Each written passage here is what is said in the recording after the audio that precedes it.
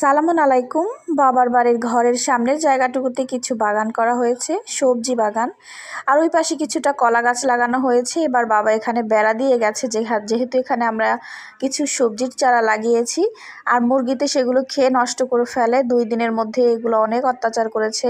বাড়ির আশেপাশে অনেকের মুরগি রয়েছে, সেগুলো প্রচুর ডিস্টার্ব করে। আর এই তো এখানে দেখতে পাচ্ছেন মাটি যেখানে ভেজা রয়েছে ওই জায়গাটুকুতেই সবজি লাগানো হয়েছে। কিছু টমেটো চারা, বেগুনের চারা, আর হচ্ছে কিছু শালগমের চারা। তো আমার মা আবার তরকারির ছোকলা উপরে দিয়ে রেখেছে, বলছে যে পচে নাকি সার হবে।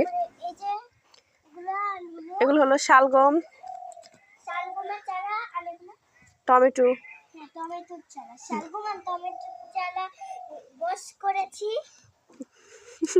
রোপণ করেছি। আর ওখানে ওই যে কলা গাছ লাগানো হয়েছে,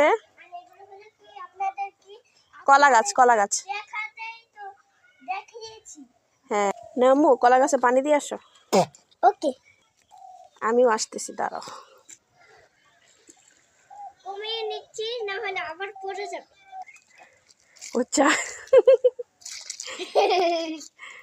দিছো? হ্যাঁ।